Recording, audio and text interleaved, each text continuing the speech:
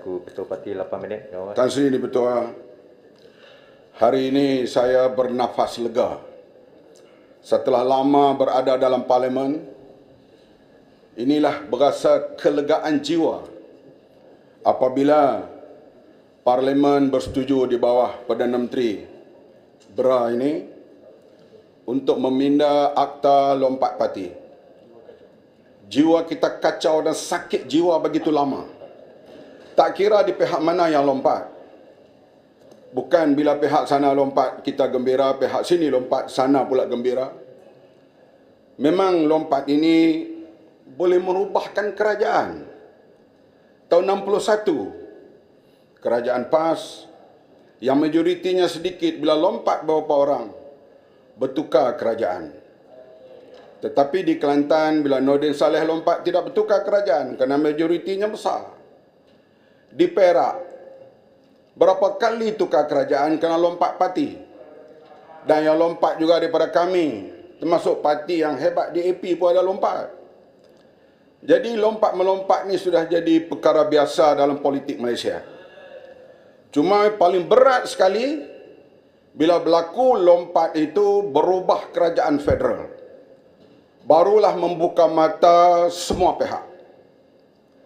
Akhirnya kerajaan ditubuhkan melalui Sheraton Move ini tidak stabil. Tak lama Perdana Menteri itu berkuasa, tukar Perdana Menteri baru. Sekarang kalau kami mau, Perdana Menteri ini pun boleh ditukar. If we want. Tapi kami tak mau. Kami dah buat perjanjian MOU. Jadilah Perdana Menteri, buatlah kebaikan untuk rakyat sehingga pilihan raya akan datang. Bagaimana sikap terbuka di pihak kami? Kalau kami mau, dengan majoriti yang sedikit ada di pihak sana, kita boleh offer beberapa jawatan kepada mereka, datang pula sebelah sini. Menteri pula lah aku. Tetapi kita bukan jenis itu. Bagi kita, bila kita tanda tangan MOU, maka kita ikut dan kita harap Perdana Menteri juga setakat ini, Alhamdulillah, kita lihat setia dengan MOU ini. Bolehnya diperbaiki dari masa ke semasa. Bayangkan kita lihat perubahan di Perak. Berapa kali berlaku perubahan? Bila berlaku, kami waktu itu Pakatan Rakyat menang. 2-3 orang lompat, bertukar kerajaan.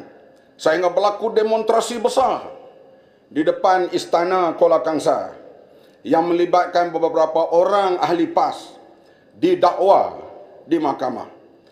Tetapi kita marah bila berubah kerajaan di pihak kita pergi pada orang lain. Tapi kita gembira bila kita ambil kerajaan orang lain melalui lompat parti. Ini sikap yang perlu diperbetulkan. Alhamdulillah, selepas daripada pindaan ini dan akan berlaku, semua pihak akan gembira. Artinya, tidak akan berlaku lagi insya-Allah bertukar kerajaan bukan melalui pilihan raya.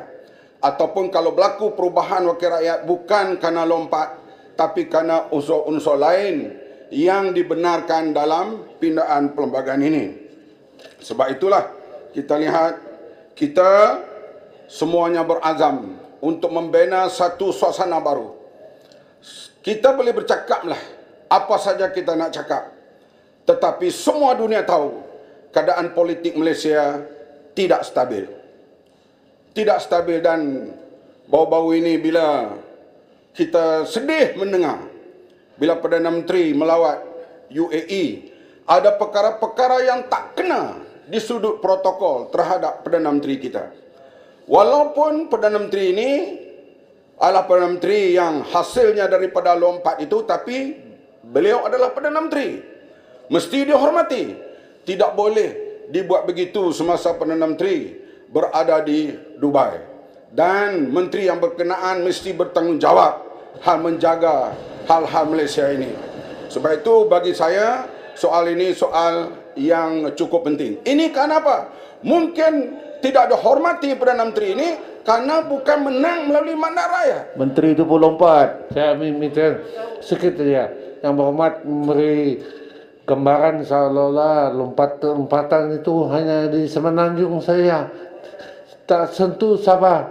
Tahun 94, majoriti kami 6, lepas lantikan dalam tempo 3 minggu, tinggal 4 orang saja lagi.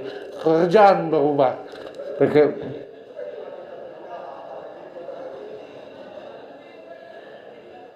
Sebab itulah dipindah ATA ini pada hari ini supaya ia tidak berlaku lagi pada masa akan datang. Sekarang kalau kita blame, belah kami blame belah sana blame belah sini.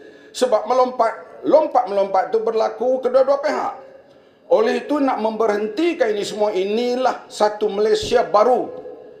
Keluarga Malaysia baru yang dikemukakan ini. Jangan bimbang, imej Malaysia akan kembali pulih selepas ini. Rakyat akan kembali percaya kepada sistem parliamentary demokrasi. Problemnya sekarang semua rakyat benci kepada parti-parti politik. Benci pada wakil rakyat. Dan ini yang kita lihat berlaku, mereka enggan keluar mengundi. Dan saya yakin selepas daripada pindahan ini, rakyat akan kembali yakin terhadap sistem parliamentary demokrasi. Seperti kata Padang Rengas tadi, kita hormat hak individu. Tapi hak rakyat, saya diundi oleh 90,000 pengundi. Kalau saya lompat, saya hak asasi saya. 90,000 orang yang mengundi saya itu, saya nak letak di mana hak mereka? Inilah yang paling penting.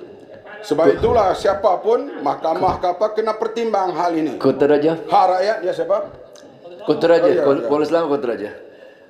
Hebat hari ini Kota Raja menjadi malaikat sungguh hari ini. Kota Raja,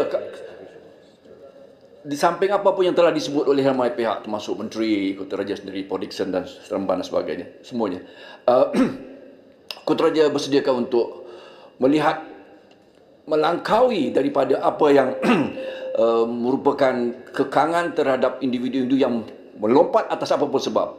Antara perkara yang tidak disebut-sebut lagi saya kira adalah bagaimana seseorang itu disogok. Justru kalau boleh saya simpulkan ringkasnya, kerana mereka sebagai ahli ataupun ahli parlimen, khususnya wakil rakyat di peringkat parlimen ini, mereka tidak punya kewangan untuk membiayai apapun keperluan mereka di kawasan-kawasan mereka kerana mereka pembangkang contohnya. Sudah sampai waktunya institutional reform untuk memastikan fair allocation kepada semua itu menjadi satu amalan demokrasi di negara ini supaya tidak ada yang lompat kerana kemiskinan ataupun kerana ketidakcukupan dananya. Bagaimana? Ya, saya setuju. Sebab itulah ini kuncinya, rasuah. Kita bersetuju dengan Kuala Selangor. Sebab itulah MOU ini dibincang hal-hal seperti itu.